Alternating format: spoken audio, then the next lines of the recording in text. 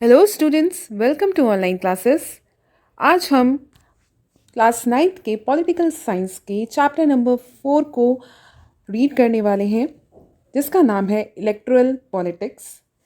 तो इस वीडियो में हम जो है इलेक्शंस के बारे में जानने वाले हैं। जो इलेक्टोरल पॉलिटिक्स होता है, मतलब जो पॉलिटिक्स हमारी कंट्री में होता है, पॉलिटिकल पार्टीज़ होती हैं, इलेक्शंस होते हैं, उन सभी के बारे में हम इस चैप्टर में रीड करने वाले हैं।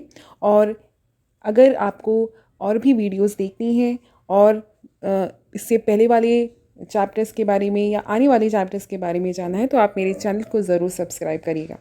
तो चलिए स्टार्ट करते हैं अपना चैप्टर। तो सबसे पहले हम बात करेंगे इलेक्शंस की। आई थिंक आज के टाइम पे अगर हम देखें तो बच्चे से बच्चा, छोटा बच्चा भी जानता है कि इलेक्शंस जो हैं वो क्या होते हैं।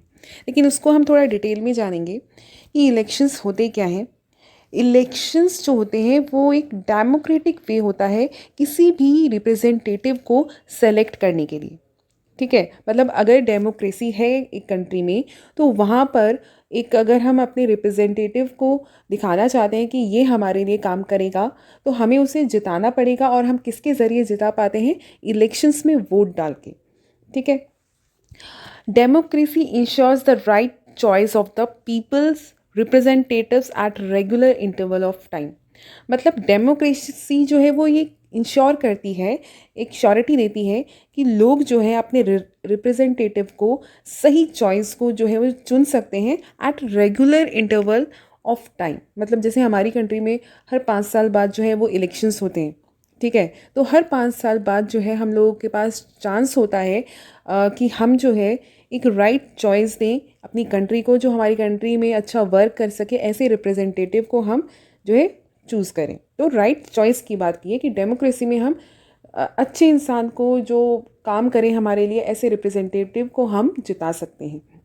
ठीक है, और क्या इंश्योर करती है? That representatives rules as per the wishes of the people. मतलब लोग जैसा चाहते हैं वैसा ही जो भी रिप्रेजेंटेटिव जिसको भी हमने जिताया है वो हमारे विशेस के लिए काम करे। ठीक है, हमारा सेवक बनकर जो है हमारे लिए काम करे। Elections help voters to choose representatives who will make laws for them, form the government and take major decisions। मतलब इलेक्शंस जो है हेल्प करती है वोटर्स को अपने रिप्रेजेंटेटिव चुनने का, जो उनके लिए लॉ बना सके, जो उन लॉ को जो है लोग फॉलो करके जो है वो राइटली रह सके और गवर्नमेंट बनाए। साथ ही साथ मेजर डिसीजंस ले जो किसके हक के लिए हो, लोगों के लिए जिन्होंने उसको अपना रिप्रेजेंटेटिव बनाया। ठीक है, मतलब जो भी उसने वादे किए थे इलेक्शन से पहले वो उसको फुलफिल करे।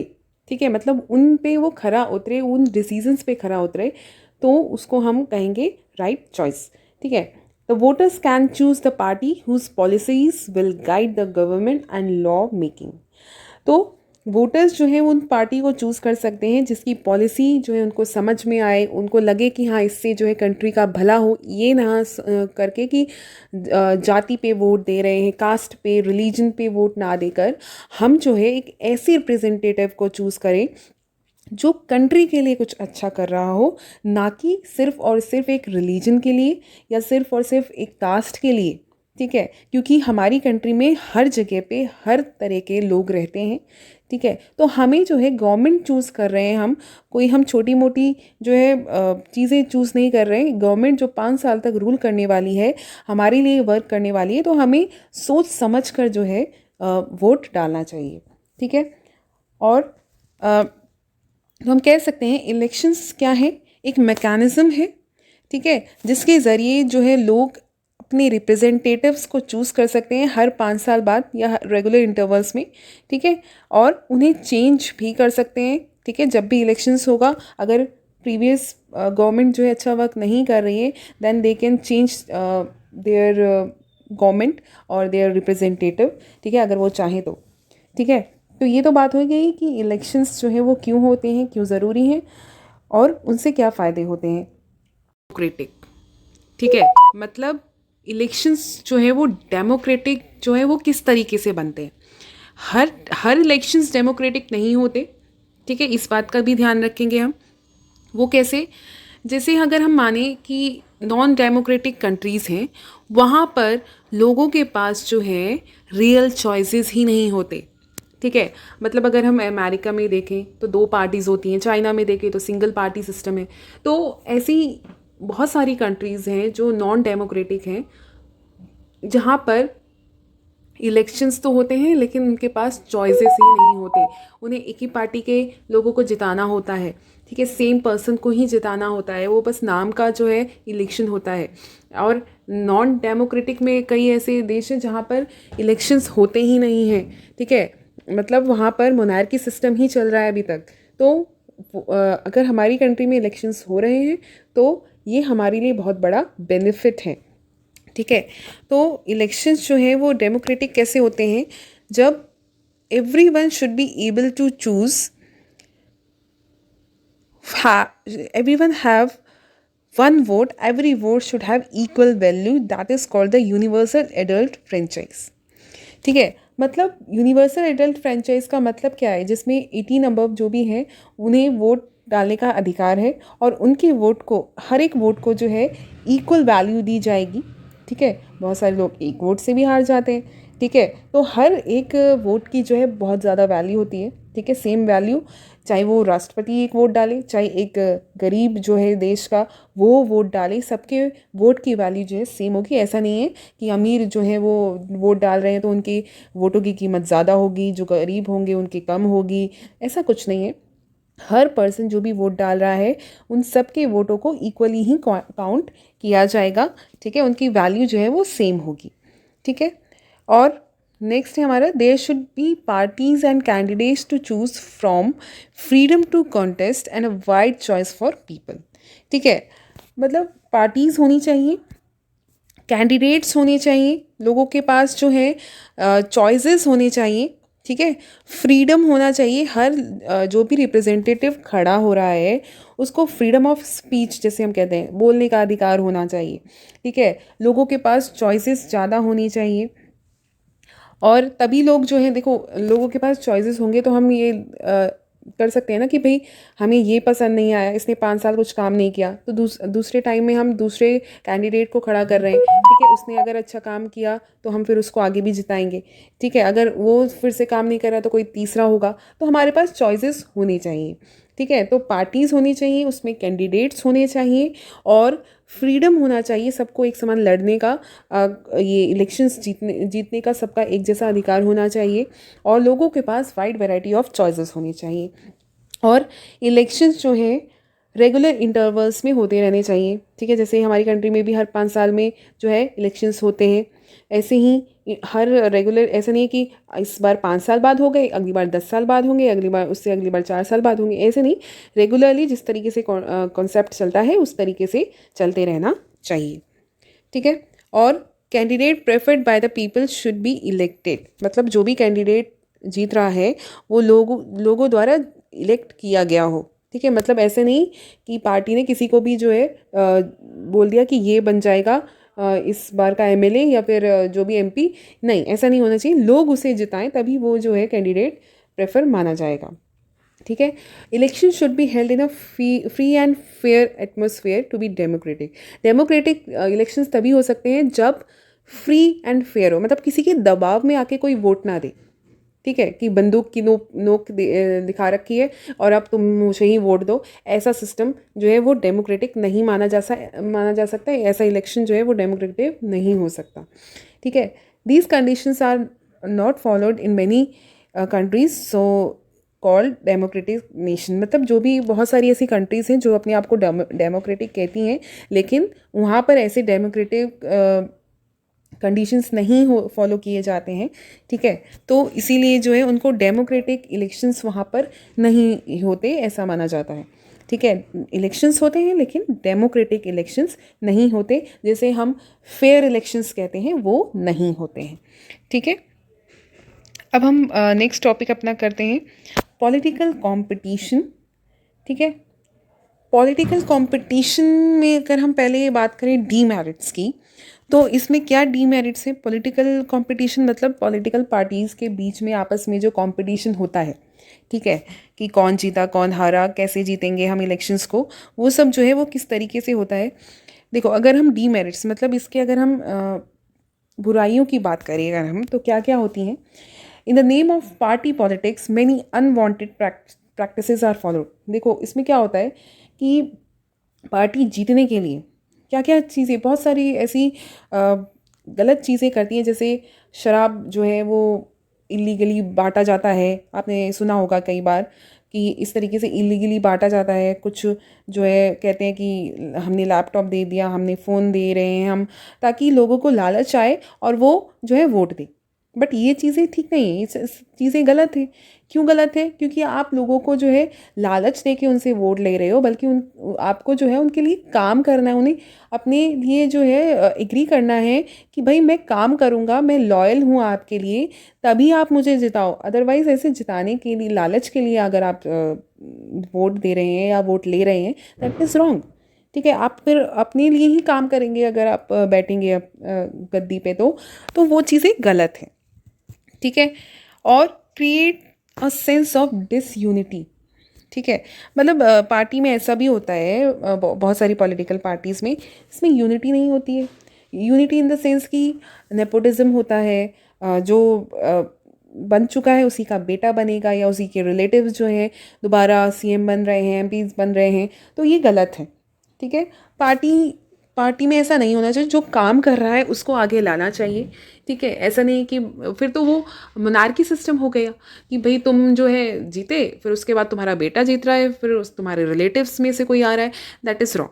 ठीक है, अगर हाँ वो अच्छा काम कर रहा है तुम्हारी तरह, जो है तुम्हें लगता है कि वो लोगों के लिए काम करेगा, तो अलग चीज़ है। लेकिन इस तरीके से कि हाँ भाई मेरा बेटा है तो मैं ये मेरा लेवल लेगा, दैट इज़ रॉन्ग। ठीक है, then parties level allegations against each other of using dirty tricks to win elections।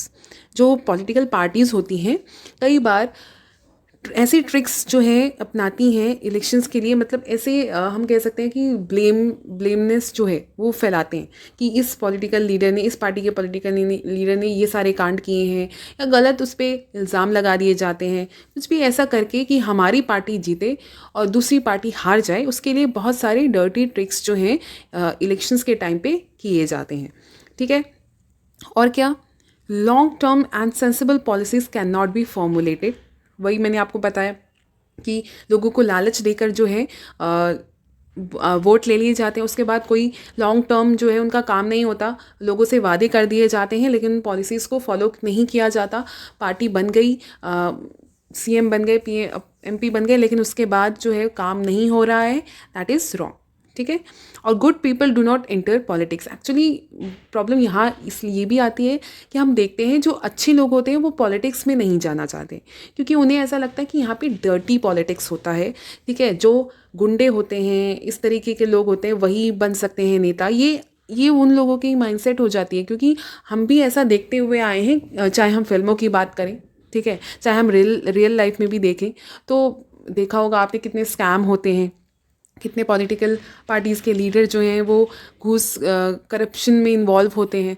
तो ये सारी चीज़ें क्या शो करती हैं कि जो अच्छे लोग होते हैं वो एंटर नहीं हो पाते या नहीं होना चाहते। इसका रीज़न है क्योंकि यहाँ पे जो दिखाया जाता है कि पॉलिटिकल पार्टीज़ में जो है लोग सही नहीं चुने जा रहे हैं, या फिर आम लोग उसमें इन्वॉल्व ही नहीं हो पाते क्योंकि कोई एग्ज़ाम तो होता नहीं है। ठीक है, जो दमदार है, जो पावरफुल है, वो इलेक्शंस में खड़ा हो जाता है और वो जीत जाता है। तो इसीलिए अच्छे लोग जो हैं, जो अच्छे काम करने वाले हैं या सेंसिबल पर्सन्स हैं, वो इलेक्शंस, वो पॉलिटिक्स में बहुत कम आ पाते हैं। ठीक है, देन अगर हम इसकी मेरिट्स की बात करें कि पॉलिटिकल पार्टीज़ के आपस में कंपटीशन जो होता है उसमें क्या मेरिट्स हो सकते हैं, तो मेरिट्स की अगर हम बात करें तो इसमें इलेक्शंस जो है वो गुड होते हैं, अच्छे होते हैं। They force the ruling party to perform. देखो, अगर कंपटीशन नहीं होगा, सिर्फ एक ही पार्टी होगी, तो रूलिंग पार्टी जो चाहे वो करेगी। ठीक है, उसे कोई बोलने वाला नहीं होगा, कोई ऑपोजिशन ही नहीं होगा, तो कोई कुछ बोलेगा ही नहीं।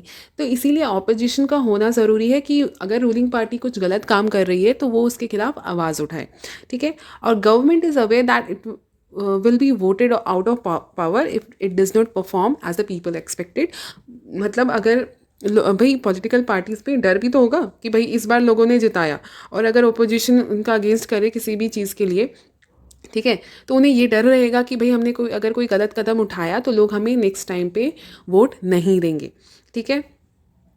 और it force parties and leaders to perform, so competition is good. एक तरीके से देखा जाए तो कंपटीशन इसलिए सही है ताकि पार्टीज जो है वो अच्छा काम करे और ये लोगों को दिखाए कि हाँ भाई हम अच्छा काम कर रहे हैं, इसलिए आप हमें वोट दीजिए, वरना जो है क्या हो सकता है कि लोग उन्हें हरा भी सकते हैं। ठीक है, इसलिए उनको परफॉर्म करना ज़रूरी है। पॉलिटिकल कॉम्पिटिशन में cause division and some ugliness, but it finally helps force political parties and leaders to serve the people। कभी कभार ऐसा होता है कि पॉलिटिकल कंपटीशन में जो है दिखता है हमें कि अगलीनेस भी दिख जाती है कि भाई ऑपोजिशन वाले कुछ ज़्यादा ही उनको गलत दिखाने की कोशिश करते हैं। ठीक है, और ये शो करते हैं, कुछ लोगों को ख़रीद लिया जाता है। तो ये सारी चीज़ें बहुत ज़्यादा चलती हैं इन पॉलिटिकल पार्टीज़ के आपस में। कभी कभार डिवीज़न हो जाता है, दूसरे पार्टी के लोग जो दूसरी पार्टीज़ में चले जाते हैं। ठीक है, तो इससे जो है कभी कभार जो है जो पार्टी बनी होती है वही जो है गिर जाती है, क्योंकि उसके मेंबर्स जो हैं वो किसी और पार्टी में चले जाते हैं। तो ये कुछ ऐसी ट्रिक्स जो हैं वो पॉलिटिक्स में अपनाई जाती हैं जिसकी वजह से प्रॉब्लम सिर्फ और सिर्फ लोगों को होती है। तो इसीलिए पॉलिटिकल कंपटीशन एक तरीके से सही भी है, इसलिए कि ताकि रूलिंग पार्टी जो है वो अपना ये ना समझ ले कि डिक्टेटरशिप हो गया है कि मैं ही हूँ सर्वेश्वर, मैं ही जो करूँगा वही फाइनल होगा। नहीं, अंत में जो है लोगों का डिसीज़न ही होता है। लेकिन इसके डीमेरिट्स भी कई ज़्यादा हैं कि लोग जो है अच्छा दिखाने के लिए अपने आप को, हाँ, अपोजिशन को या फिर रूलिंग पार्टी को जो है बहुत ज़्यादा बुरा दिखाने की कोशिश करते हैं। ठीक है, और अच्छे लोगों को काम नहीं दिया जाता, अच्छे लोगों को अपर पोजीशन नहीं दिया जाता, ये सब हमने देखा।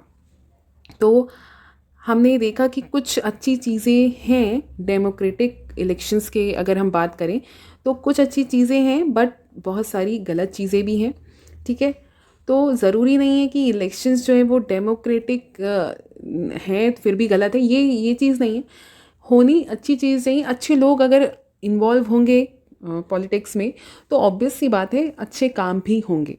ठीक है, अब हमें ऐसा होना चाहिए कि एग्ज़ाम्स भी हों, जैसे हर फील्ड के लिए एग्ज़ाम होते हैं, ऐसे पॉलिटिकल पार्टीज़ के लिए उसके भी एग्ज़ाम्स करवाने चाहिए ताकि अच्छे लोग भी उसमें इन्वॉल्व हो पाएँ। ठीक है, जो आज तक हम सोचते आए हैं कि भाई इलेक्शंस में सिर्फ वही लोग जा सकते हैं जो पावरफुल हैं, जो पैसे वाले हैं। ठीक है, जो जिनमें जो है गुंडे टाइप के होते हैं, इस तरीके के लोग ही जा सकते हैं। जो माइंडसेट हो गया है लोगों का, ये चेंज होना चाहिए और पॉलिटिक्स में अच्छे लोगों को भी आना चाहिए। ठीक है, तो ये चीज़ें इम्प्रूव होने की ज़रूरत है। तो यहाँ तक आज हमने क्लियर किया अपना first and second topic, elections, what make an election democratic and about the political competition. तो नेक्स्ट वीडियो में हम बात करने वाले हैं अब इलेक्शन सिस्टम की। ठीक है, तो यहाँ पर हम इस वीडियो को यहीं पे पॉज करते हैं, और अगर ये वीडियो आपको पसंद आए तो प्लीज़ इसे लाइक, सब्सक्राइब, मेरे चैनल को करना बिल्कुल मत भूलिएगा। और अगर आपको इस चैप्टर के नोट्स चाहिए तो आप मेरे टेलीग्राम अकाउंट पे जाकर इसको ले सकते हैं। तो नेक्स्ट वीडियो का वेट करें। Thank you.